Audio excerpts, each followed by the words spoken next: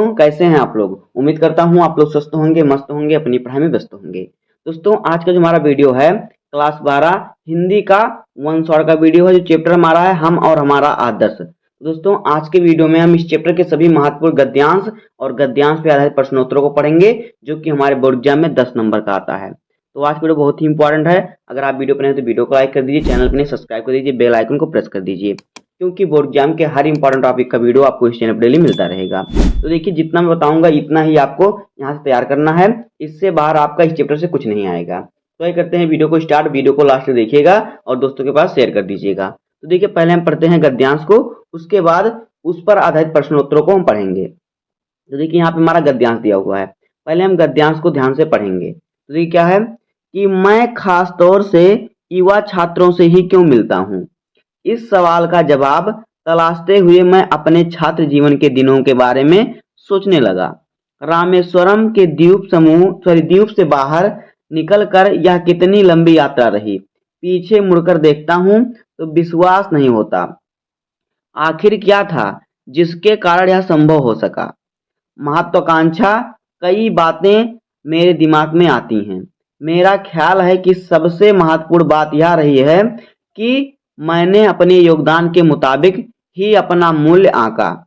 बुनियादी बात जो आपको समझनी चाहिए वह यह है कि आप जीवन की अच्छी चीजों को पाने का हक रखते हैं, तो उनका जो ईश्वर की दी हुई, अगर आप अच्छी चीजें पाने का हक रखते हैं तो उनका जो ईश्वर की दी हुई चीजें हैं। जब तक हमारे विद्यार्थियों और युवाओं को यह भरोसा नहीं होगा कि वे विकसित भारत के नागरिक बनने के योग्य हैं, तब तक वे जिम्मेदार और ज्ञानवान नागरिक कैसे बन सकेंगे। तो देखिए यह जो गद्यांश है हमारा 2019 के बोर्ड एग्जाम में पूछा गया था। तो देखिए इस प्रकार से जाएगा हमारा गद्यांश। अब हम पढ़ते हैं इस पर आधारित प्रश्नों का उत्तर। तो देखिए पहला प्रश्न हमारा आएगा संदर्भ लिखने के लिए। तो पहला प्रश्न क्या कह रहा है कि उपयुक्त गद्यांश के पाठ और लेखक का नाम लिखिए। तो देखिए आपको कैसे लिखना है संदर्भ। प्रस्तुत गद्य अवतरण, अगर गद्य भाग से हमारा है तो हम गद्य अवतरण लिखेंगे, पद्य भाग से है तो पद्य अवतरण लिखेंगे। तो प्रस्तुत गद्य अवतरण हमारी पाठ्य पुस्तक के गद्य भाग में संकलित डॉक्टर एपीजे अब्दुल कलाम के तेजस्वी मन से हम और हमारा आदर्श का क्या है संपादित अंश है। ऐसा भी आप लिख सकते हैं और आप ऐसा भी लिख सकते हैं प्रस्तुत गद्य अवतरण हमारी पाठ्य पुस्तक हिंदी के गद्य भाग में संकलित हम और हमारा आदर्श शीर्षक से लिया गया है, जिसके लेखक हैं डॉक्टर एपीजे अब्दुल कलाम। ऐसे भी आप लिख सकते हैं, या तो आप किस प्रकार से लिख सकते हैं, या तो आप लिख दीजिएगा देखिए कि पाठ का नाम हम और हमारा आदर्श और लेखक का नाम डॉक्टर एपीजे अब्दुल कलाम, तो भी आपको पूरे 2 नंबर मिलेंगे। आपको किसी प्रकार से बिना संदर्भ नहीं आता तो आप इस प्रकार से लिख दीजिएगा पाठ का नाम और लेखक का नाम। उसके बाद दूसरा क्वेश्चन हमारा है रेखांकित अंश की व्याख्या। तो देखते हैं रेखांकित अंश हमारा कहां से कहां तक है। यहाँ पे देखिए रेखांकित अंश जो हमारा है यह है जब तक हमारे विद्यार्थियों और युवाओं को यह भरोसा नहीं होगा कि वे विकसित भारत के नागरिक बनने के योग्य हैं, तब तक वे जिम्मेदार और ज्ञानवान नागरिक भी कैसे बन सकेंगे। तो ये हमारा रेखांकित अंश, हमें इसकी व्याख्या करना है। तो देखिए इसकी व्याख्या कैसे होगी। यहाँ पे देखिए हेडिंग हमारा है रेखांकित अंश की व्याख्या। आपको इस प्रकार से हेडिंग डालना, उसके आपको लिखना है कि अनेक उपलब्धियों एवं प्रसिद्धियों के धनी डॉक्टर एपीजे अब्दुल कलाम ने प्रस्तुत अंश के माध्यम से भारतीय युवाओं को यह बताना चाहा है कि जब तक उन्हें यह विश्वास नहीं होगा कि वह देश के नागरिक बनने की संपूर्ण योग्यता स्वयं में रखते हैं, तब तक वह एक जिम्मेदार और ज्ञानवान नागरिक नहीं बन सकते। अर्थात जब तक व्यक्ति को अपनी कीमत का आकलन नहीं होगा तब तक वह महत्वपूर्ण कार्य नहीं कर सकता। जब उस पर अपने आप पे भरोसा जब तक नहीं होगा तब तक वह कोई भी काम नहीं कर सकता, कहने का यही मतलब है।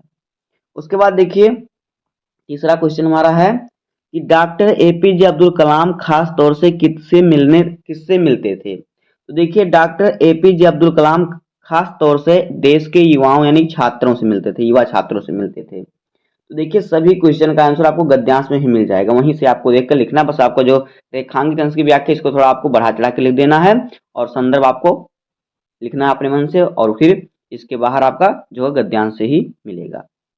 चौथा क्वेश्चन है कि डॉक्टर अब्दुल कलाम की कामयाबी के लिए सबसे महत्वपूर्ण बात क्या रही है। तो देखिए डॉक्टर एपीजे अब्दुल कलाम की कामयाबी के लिए सबसे महत्वपूर्ण बात यह रही है कि उन्होंने अपने योगदान के मुताबिक ही अपने मूल्य का आंकलन किया।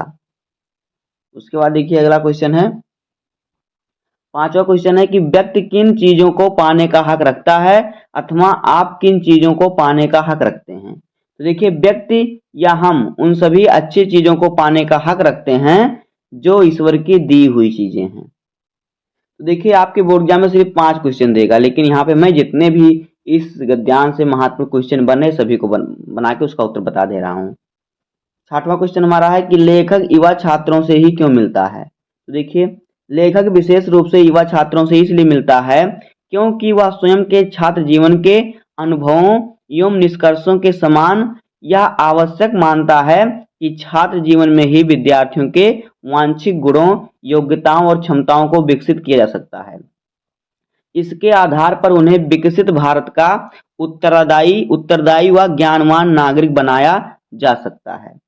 क्यों? क्योंकि जो युवा छात्र होते जो पढ़ रहे हैं वही उनके अंदर क्या योग्यता और क्षमता विकसित की जा सकती है। आगे देखिए अगला क्वेश्चन है, उन उक्त पंक्तियों से आपको क्या प्रेरणा मिलती है। तो देखिए उक्त पंक्तियों से हमें यह प्रेरणा मिलती है कि हम अपने योगदान के अनुरूप ही अपना मूल्यांकन करना सीखें और इस आधारभूत बात को भली भांति समझें कि हम ईश्वर प्रदत्त जीवन की समस्त अच्छी वस्तुओं को प्राप्त करने के समान रूप से अधिकारी हैं। सभी लोग समान रूप से क्या अधिकारी हैं। इसके साथ ही हमारे मन में यह पूर्ण विश्वास भी होना चाहिए कि हम विकसित भारत के नागरिक बनने के योग्य हैं। तो ये हो जाएगा हमारा पहला गद्यांश और इस पर आधारित प्रश्नों के उत्तर। उसके बाद देखिए अगला गद्यांश हमारा क्या है, दूसरा गद्यांश हम पढ़ते हैं। ये देखिए ये हमारा है दूसरा गद्यांश, तो इसको हम पढ़ते हैं। देखिए पहले गद्यांश को पढ़ेंगे उसके बाद इस पर आधारित प्रश्नों का उत्तर लिखेंगे। देखिए मैं यह नहीं मानता कि समृद्धि और अध्यात्म एक दूसरे के विरोधी हैं या भौतिक वस्तुओं की इच्छा रखना कोई गलत सोच है।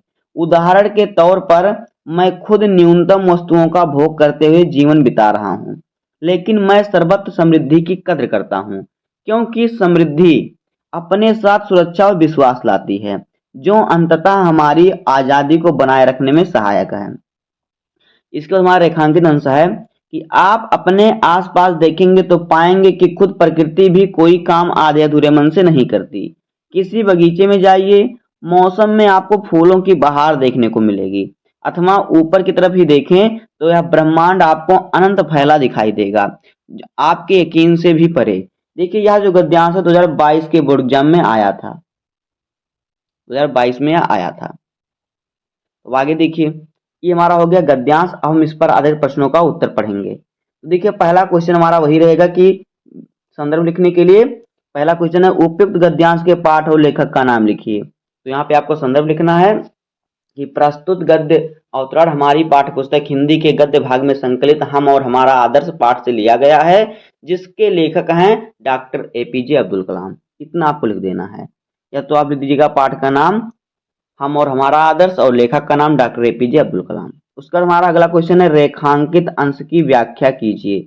तो देखिए हमारा रेखांकित अंश यहाँ पे कहाँ से कहाँ तक है। देखिए आप अपने आसपास देखेंगे तो पाएंगे कि प्रकृति खुद भी कोई काम आधे अधूरे मन से नहीं करती। किसी बगीचे में जाइए, मौसम में आपको फूलों की बहार देखने को मिलेगी अथवा ऊपर की तरफ ही देखें तो यह ब्रह्मांड आपको अनंत फैला दिखाई देगा, आपके यकीन से भी परे।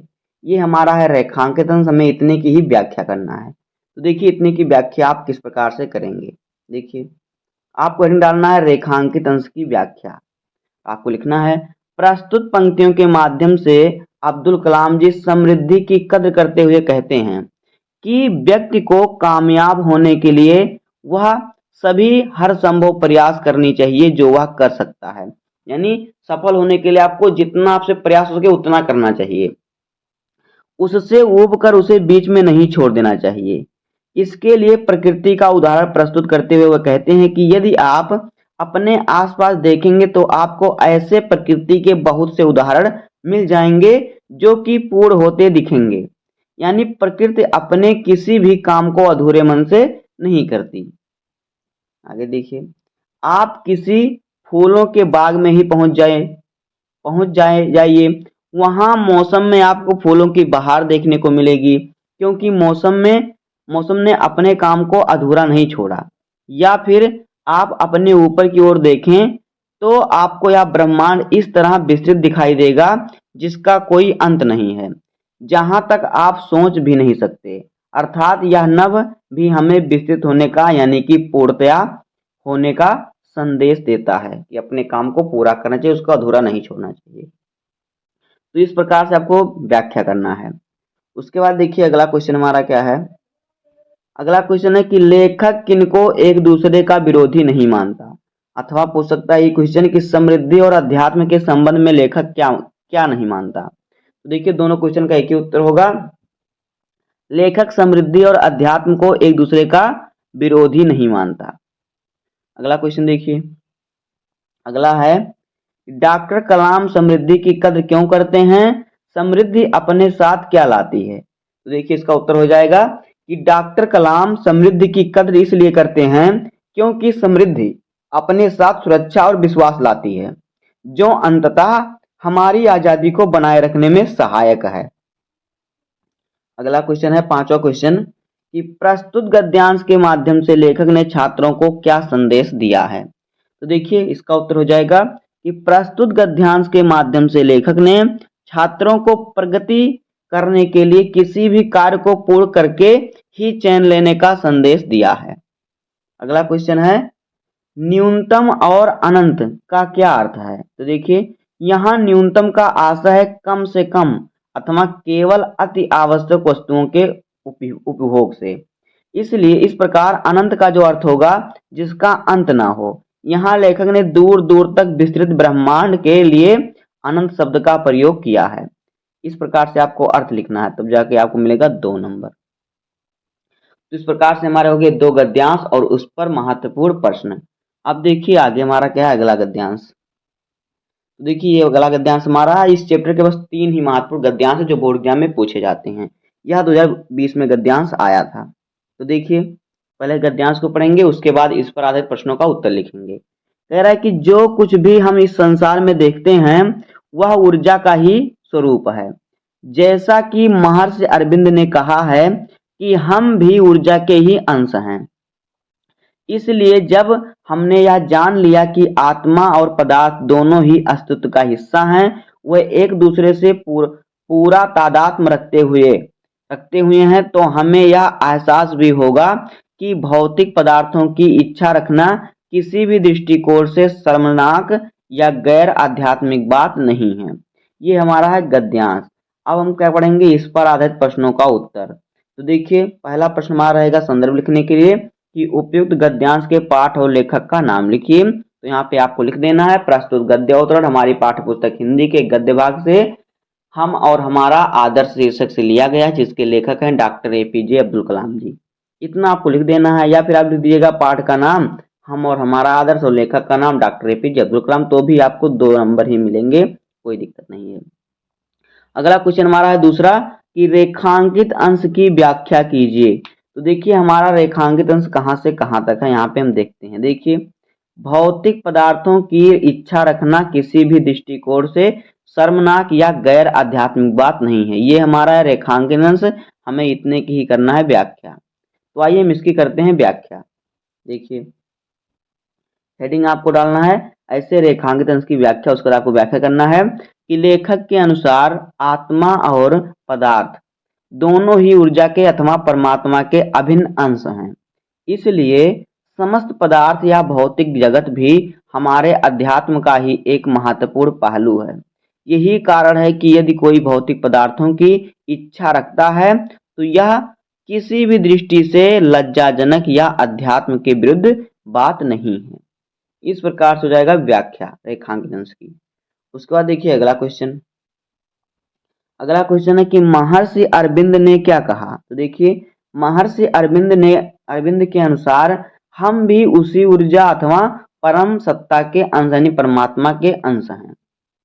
अगला क्वेश्चन है हम इस संसार में जो कुछ भी देखते हैं वह क्या है। तो देखिए हम इस संसार में जो कुछ भी देखते हैं वह ऊर्जा अथवा उस परम सत्ता का ही एक रूप है। अगला क्वेश्चन देखिए क्या है। अगला क्वेश्चन है कि अस्तित्व और तादात्म्य शब्दों का अर्थ स्पष्ट कीजिए। तो देखिए यहाँ अस्तित्व का आशय है ऊर्जा अथवा अथवा परम सत्ता से, और जो क्या है शाश्वत है और जिसका सदैव अस्तित्व रहेगा, और तादात्म्य का अर्थ है अभिन्न संबंध। तो दोस्तों इस प्रकार से जाएगा हम और हमारा आदर्श चैप्टर के सभी महत्वपूर्ण गद्यांश और उस पर आधारित प्रश्नोत्तर।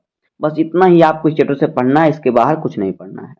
तो उम्मीद करता हूँ आपको वीडियो पसंद आया होगा। अगर आपको वीडियो पसंद आए तो वीडियो को लाइक कर दीजिए, और चैनल पर नए हैं तो सब्सक्राइब कर दीजिए, बेल आइकन को प्रेस कर दीजिए, क्योंकि बोर्ड एग्जाम के हर इंपॉर्टेंट टॉपिक का वीडियो आपको इस चैनल पर डेली मिलता रहेगा। तो वीडियो को पूरा देख लिया है आपने, अब दोस्तों के पास शेयर कर दीजिए। मिलते हैं किसी नेक्स्ट वीडियो में, तब तक के लिए धन्यवाद। जय हिंद।